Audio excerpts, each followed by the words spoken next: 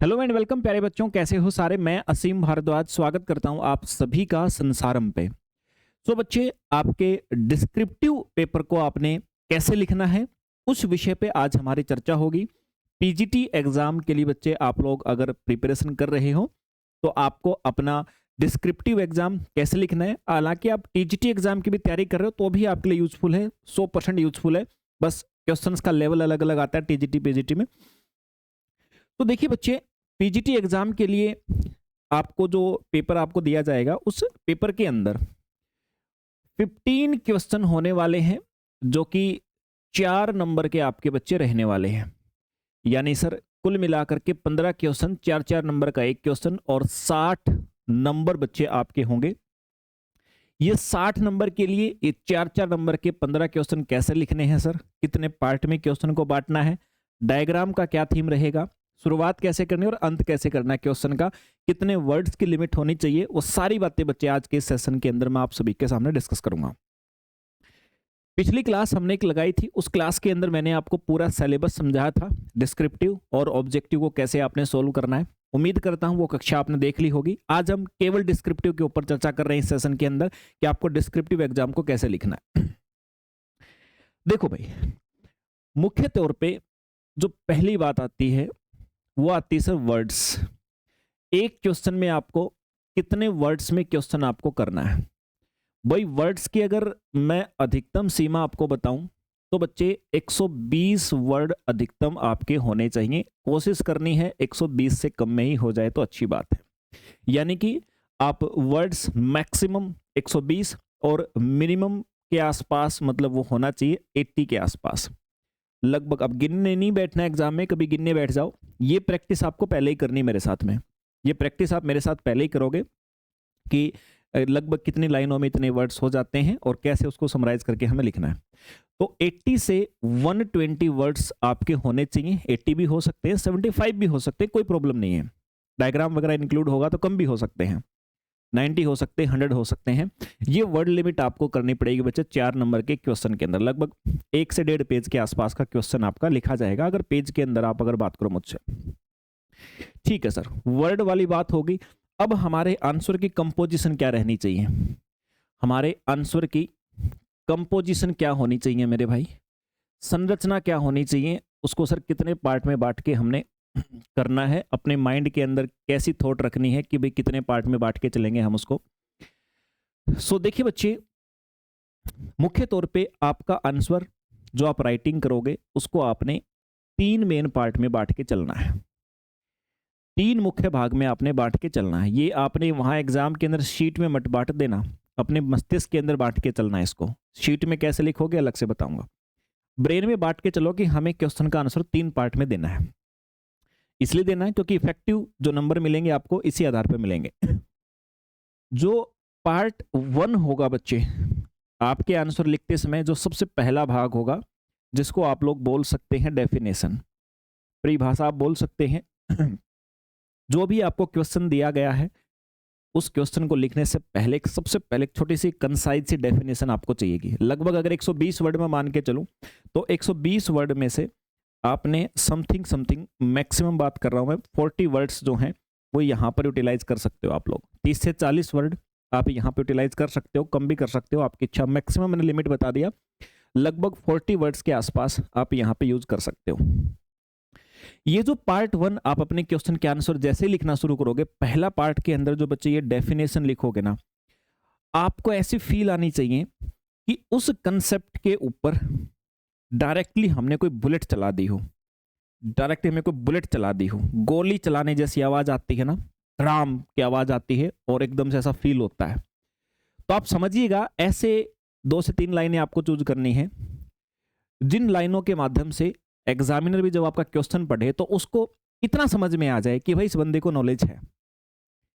अब सर उसके लिए करना क्या पड़ेगा, करने के लिए सबसे पहला चीज है बुलेट कैसे फील होगी सामने वाले को, उसको तब फील होगी जब आप डायरेक्टली रिलेट करोगे, जब आप डायरेक्ट रिलेट करोगे, जब आपको जो क्वेश्चन दिया गया है उस क्वेश्चन को डायरेक्ट रिलेट करोगे अपनी शुरुआत की कुछ लाइनों के अंदर। अब सपोज करो आपको माइटोकॉन्ड्रिया के विषय में कोई क्वेश्चन दे दिया, एक एग्जाम्पल के लेता हूं मैं, आपको माइटोकॉन्ड्रिया के विषय में कोई क्वेश्चन दे दिया है ना, या आपको एंजाइम के विषय में कोई क्वेश्चन दे दिया, आपको वेलोसिटी के विषय में कोई क्वेश्चन दे दिया, तो उस क्वेश्चन के अंदर माइटोकॉन्ड्रिया तो ठीक है, लेकिन माइटोकॉन्ड्रिया का आपसे किस दूसरे ऑर्गेन से रिलेशन पूछा। हो सकता है माइटोकॉन्ड्रिया का रिलेशन आपसे रेस्पिरेशन की प्रोसेस में कुछ कंट्रीब्यूशन पूछा हो, या हो सकता है माइटोकॉन्ड्रिया का कंट्रीब्यूशन आपसे सिर्फ और सिर्फ एक एटीपी की फॉर्मेशन में पूछा हो, या हो सकता है कि आपसे माइटोकॉन्ड्रिया का कंट्रीब्यूशन आपसे प्रोकैरियोटिक यूकैरियोटिक के अंदर डिफरेंस के आधार पे पूछा हो। मतलब जिस भी रेस्पेक्ट में पूछा है ना, माइटोकॉन्ड्रिया अगर शब्द आ गया तो ऐसा नहीं कि आप माइटोकॉन्ड्रिया के बारे में लिखने लग गए, 4 लाइनें भर दिया आपने उसके विषय में। माइटोकॉन्ड्रिया पूछा है तो माइटोकॉन्ड्रिया का रिलेशन उसने किस चीज से दिया है, डीएनए आरएनए के पर्सपेक्टिव में आपको क्वेश्चन दिया है, या आपको प्रोकैरियोटिक यूकैरियोटिक की पर्सपेक्टिव में क्वेश्चन दिया है, तो आपको उस ऑर्गेनेल को उससे जोड़ के ही पहले आपको डेफिनेशन लिखनी है। मतलब आपको माइटोकॉन्ड्रिया नहीं समझाना, ये ध्यान रखें। अधिकतर बच्चों के मैं आंसर चेक करता हूं तो मुझे ये चीज मिलती है, अगर मैंने माइटोकॉन्ड्रिया के विषय में उनको लिख दिया कि बताइए माइटोकॉन्ड्रिया के अंदर पाए जाने वाले डीएनए और न्यूक्लियस में पाए जाने वाले डीएनए के बीच में डिफरेंस समझाइए, अंतर समझाइए, मैंने छोटा सा क्वेश्चन डाल दिया। अब बच्चे क्या करेंगे, सर माइटोकॉन्ड्रिया सेल के अंदर पाया जाने वाला ऐसा अंग है जो कि रेस्पिरेशन में सहायता करता। भाई पूछा ही नहीं सामने वाले ने, पहली ही लाइन में नेगेटिव इंपैक्ट चला जाएगा, पहली ही लाइन में नेगेटिव इंपैक्ट चला जाएगा मेरे भाई। ध्यान से देखना, कभी भी क्वेश्चन एक सेल ऑर्गेनेल के विषय में ज्यादातर चांस होते हैं कि नहीं पूछता, उसको रिलेट करता है किसी दूसरे कंसेप्ट से, और आपको भी यही करना है। आपको डायरेक्टली क्या करना है बच्चे, उसको जो डीएनए या आरएनए का डिफरेंस पूछा है तो आपने वही करना है। सबसे पहले लाइन में माइटोकॉन्ड्रिया के साथ में आपने उन वर्डिंग को यूज करना है जिस वर्डिंग के बारे में आपसे क्वेश्चन पूछा है, इंक्लूड होनी चाहिए। इंक्लूड होंगे तो लगेगा कि हाँ अब शामिल करके किया जा रहा काम आपका। तो ये बनते हैं आपके बुलेट पॉइंट, और जो कि आपके डायरेक्टली रिलेट करने चाहिए जो चीज आपसे पूछी गई है। थोड़ा सा भी आप भटके, पहली बात तो आपका क्वेश्चन लेंथ ही चला जाएगा, दूसरी बात है कि एग्जामिनर का ध्यान हटेगा, दोनों चीजें निगेटिव होंगी, फिर एवरेज से भी नीचे मार्क्स मिलेंगे, फिर दिक्कत होगी मेरे भाई। ठीक है, चलिए, तो कहने की बात यह है कि मेरे भाई ये आपका एक ही शब्द में मैं बात करूं तो हिट करना चाहिए आपके क्वेश्चन में जो पूछा है ना, उस बात को, उस कंसेप्ट को हिट करना चाहिए आपका डेफिनेशन, तब बेटर होगी। और ये प्रैक्टिस से होगी मेरे भाई, एक ही क्वेश्चन को 4-5 बार लिख के देखोगे, मुझसे चेक कराओगे तो आप बेटर तरीके से कर पाओगे। ओके सर, इतनी सी बात हमें समझ में आ गई है। ये तो हुई लगभग 40 वर्ड्स में आप डेफिनेशन लिख दोगे, उस कंसेप्ट में जो पूछा उसने उसका पॉइंट टू पॉइंट जवाब दे दोगे। फिर ये जो डेफिनेशन लिखी, इसकी लास्ट लाइन जो होती है, इसकी जो लास्ट लाइन है मेरे भाई, आखिरी की जो लाइन होगी ना, इस लास्ट लाइन को ऐसी बनाना कि आपका आगे का क्वेश्चन जुड़ जाए। ऐसा नहीं कि आपने डेफिनेशन को क्वेश्चन से ही काट दिया, सेपरेट कर दिया। एक लाइन लास्ट में ऐसी लिखना कि एग्जामिनर को ऐसा लगे कंटिन्यूअसली जो उसने पूछा उसी का आंसर चल रहा है। परिभाषा दे करके उसको स्टॉप करके फिर आगे मत लगना, एक लास्ट लाइन ऐसी कर देना जिस लाइन से कंटिन्यूटी दर्शाए आपका। इतना सा काम करना डेफिनेशन में, दैट्स इट। उसके बाद आता है पार्ट 2 सर। फिर आप आएंगे मेन पार्ट पे, मुख्य भाग पे आएंगे, पार्ट 2। यहां पर आपने जिस चीज को, यहां पर आपने पार्ट 1 में जिस चीज को समझाया है, कैसे समझाया, कंसाइज करके, बुलेट बना करके, एक प्रकार से हिट करने के लिए समझा दिया। अब उसी चीज को आपको पूरा एक्सप्लेनेशन करना है, एक्सप्लेनेशन करना है और उसको आपने समझाना है एग्जामिनर को। अब आपने नॉलेज का यूज करना है। ठीक है, अब यहां पर आपने बता दिया, आपसे मान लो पूछ लिया, जैसे एक एग्जांपल लेकर के, वैसे तो हम बहुत सारे क्वेश्चन करने वाले हैं, बेफिक्र रहिए। यहां सिर्फ एक बार मैं ये थीम समझाते हुए आपको बता रहा हूं। आपको सपोज कीजिए कि आपसे पूछ लिया एग्जामिनर ने कि कि आपसे माइटोकॉन्ड्रिया में पाया जाने वाला डीएनए और न्यूक्लियस में पाया जाने वाला डीएनए जो होता है उसके बीच अंतर समझाइए। यहां तो आपने लिख दिया कि भाई जो आपका न्यूक्लियस में जो डीएनए पाया जाता है उसके विषय में आपने लिख दिया, और माइटोकॉन्ड्रिया में जो होता है सर्कुलर होता है, प्लाज्मिड होता है, यहां तो आपने लिख दिया एक छोटी सी बात।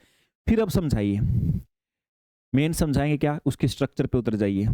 अब डिफरेंस, यहां तो आपने डिफरेंस बता दिया मोटा मोटी तौर पे, मोटा मोटी तौर पे मतलब उसकी स्ट्रक्चर के बारे में आपने मेन डिफरेंस बता दिया कि देखने में हमें ऐसा लगता है, और शायद आपने एक फंक्शन बता दिया। फंक्शन बताने के बाद अब थोड़ा गहराई में उतरिए और एक्सप्लेनेशन दीजिए। जो चीज़ आपने यहाँ डेफिनेशन में लिखी है, लगभग मैक्सिमम 60 वर्ड्स आप यहाँ पर यूज कर सकते हो, 60 वर्ड्स में आप उसको एक्सप्लेन करिए। अगर कोई डायग्राम आप बना सकते हो तो दी बेस्ट है। डायग्राम बना सकते हो दी बेस्ट है, साथ में डायग्राम बना दीजिए। जितना क्लियर डायग्राम होगा उतनी ही इन वर्डों की आवश्यकता कम पड़ेगी, उतने वर्ड्स कम कर सकते हो। जितना अच्छा डायग्राम होगा, जितना कंसाइज, जितना आपको क्लियरली आंसर दिख रहा होगा एग्जामिनर को, उतना ही इन वर्डों की आवश्यकता कम हो जाएगी और नंबर भी अच्छे मिलेंगे आपको। ठीक है, तो एक्सप्लेनेशन में यही करना आपको। और एक्सप्लेनेशन में क्या करना बच्चे, सबसे पहला ध्यान रखना है, एक्सप्लेनेशन आपकी पॉइंट में हो तो अच्छा है, पॉइंट्स में हो तो अच्छा है। इस प्रकार से लिखो एक्सप्लेनेशन को, अलग अलग पॉइंट बना के, या फिर आप अगर पैराग्राफ बना के लिखो, पैराग्राफ बना के लिखो, तो ये छोटे छोटे पैराग्राफ्स जो है ना, ये छोटे छोटे पैराग्राफ बना के लिखना, 2-3 पैराग्राफ हो जाने चाहिए आपके। छोटे छोटे पैराग्राफ बना के लिखने आपने, एक ही पैराग्राफ में पूरा आंसर नहीं देना है। एग्जामिनर जो है पूरा पैराग्राफ दिखेगा, देखते ही साथ माथा ठनकेगा और वही सोचेगा खड़ा हो। तो या तो पॉइंट्स होने चाहिए या फिर पैराग्राफ हो तो ज़्यादा होने चाहिए, 2 से 3 पैराग्राफ बनाओ ताकि विजिबल रहे, उसको लगे कि हाँ कुछ अलग अलग चीज़ें हैं आपकी। ठीक है, ये पार्ट 2 में आपको एक्सप्लेनेशन में करना है मेरे भाई। चलिए सर, समझ में आ गई बात। फिर उसके बाद हमारा आता है लास्ट पार्ट 3। लास्ट पार्ट 3 में क्या होता है, पार्ट 3 के अंदर बच्चे आपको देनी होगी एग्जामिनर को कंक्लूजन। आपको जो कंसेप्ट उसने पूछा था उसकी कंक्लूजन। देखो कंक्लूजन आपको अगर सर एक्सप्लेन कर दिया, डेफिनेशन दे दी थी, अब क्या करें कंक्लूजन में। कंक्लूजन में सबसे पहला काम यही करना होता है, जो आपने समझाया है, ये आप भी जानते हो, जो आपने समझाया है उसी का बहुत समराइज फॉर्म, बहुत समराइज फॉर्म होती है बच्चे, लगभग 20 वर्ड्स का ही यूज करो, बहुत समराइज फॉर्म 20 वर्ड्स का यूज करो। बस ये ध्यान रखना कि जिस भी टॉपिक पे आप आंसर लिख रहे हो, तो उस आंसर के अंदर ये जो लास्ट में आप लिखो, अगर उस आंसर में कोई कॉन्ट्राडिक्शन बात है, कॉन्ट्राडिक्शन बात का मतलब होता है कि जैसे कंसेप्टों के अंदर बहुत सारे कंसेप्ट हमारे ऐसे हैं, हमारे सब्जेक्ट में हमें पता होता, पढ़ते पढ़ते हमें उस बात का पहले से ही पता होता है कि अधिकतर बुक्स में भी ये आंसर गलत है, अधिकतर बच्चों के मन में ये मिथ है। अगर ऐसा कोई पॉइंट आपको मिल जाए, मजा आ जाएगा मेरे भाई। ऐसा कोई पॉइंट आपके दिमाग में आ जाए कि हालांकि ऐसा भी कहा जाता है, लेकिन अंततः ये जो डीएनए होता है इस प्रकार से होता है, ऐसा आप बता सकते हो, है ना। तो समराइज करना 20 वर्ड्स के आसपास में करना, ज़्यादा आपको खेल नहीं करना। और बट ये ध्यान रखें, बस कोई कॉन्ट्राडिक्शन ऐसा पॉइंट मन में हिट कर जाए तो ठीक है, उसको लिख दो, नहीं तो फिर आप जो आपने पूरा समझाया है उसी के आप 2-3 लाइनें कंक्लूजन के तौर पे लिख दो कि मुख्य अंतर ये होता है, हालांकि ये भी अंतर देखने को मिलते हैं, लेकिन उसके कार्यों के ऊपर इन अंतरों का उतना प्रभाव नहीं पड़ता जितना अंतर इसका प्रभाव पड़ता है। ठीक है ना, मतलब लास्ट में आपको जो आपने समझाया है ना उसका प्रभाव क्या पड़ा। अगर मान लो डिफरेंस पूछा तो उस डिफरेंस के कारण हमारे दैनिक जीवन में, या दैनिक जीवन तो नहीं कह सकते, हमारी बॉडी के अंदर क्या आउटपुट में अंतर आता है, उसके फंक्शन में क्या अंतर आता है, वो चीज़ आपको लास्ट में कंक्लूजन के तौर पे लिखनी मेरे भाई, और ये प्रोग्राम आपका हो जाएगा सेट। दैट्स इट, इतना सा काम आपको करना होता है।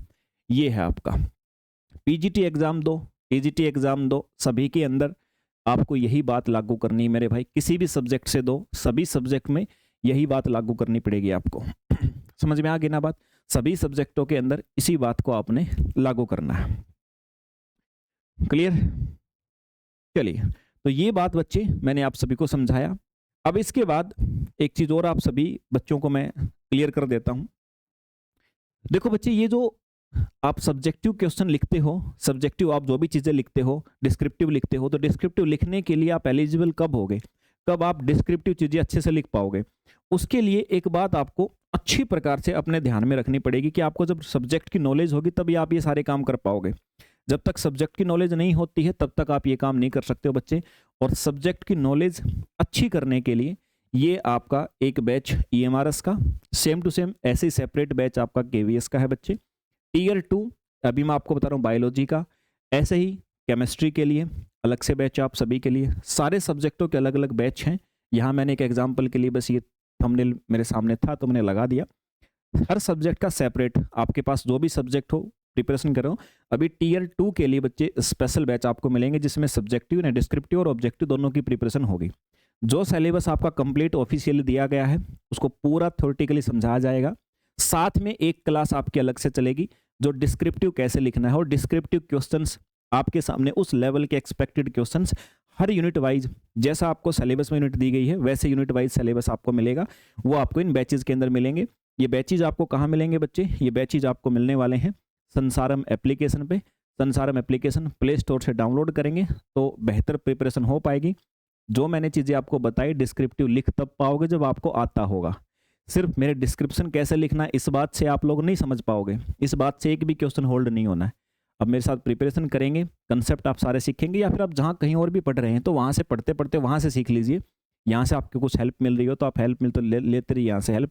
जहाँ से ही पढ़ रहे हो बदलने की आवश्यकता नहीं है। ये ध्यान रखना, जिस बच्चे ने जहाँ से भी प्रिपरेशन के लिए बैच परचेज किया हुआ है, अभी बदलना नहीं है।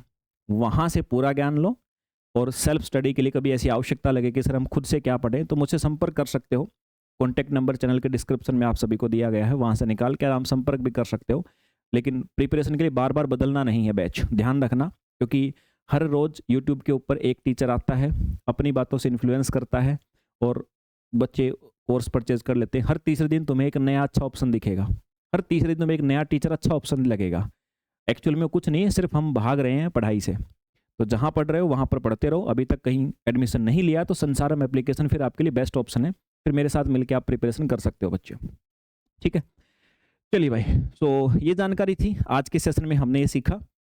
बाकी हम अब नेक्स्ट क्लास हमारी जो होगी अपने इस बैच के अंदर, अपने बैच के अंदर जो नेक्स्ट क्लास होगी उस कक्षा के अंदर अब हम शुरू करेंगे पहले यूनिट से। हमारे सब्जेक्ट के पहले यूनिट से हम लोग शुरुआत करेंगे बच्चे, और उस यूनिट में हमारे द्वारा क्या किया जाएगा, अब यूनिट वाइज जो सब्जेक्टिव क्वेश्चन आपके एक्सपेक्टेड हैं जो एग्जाम में आ सकते हैं, अब यूनिट वाइज उनकी प्रैक्टिस शुरू होगी। डिस्क्रिप्टिव मैं ही बना के लाऊंगा आपके लिए आंसर, और लगभग आप सारे सिलेबस से एक बार निकल जाओगे। ठीक है बच्चे, तो चलिए मिलते हैं फिर अपने अगले सेशन के अंदर। जय हिंद भाई।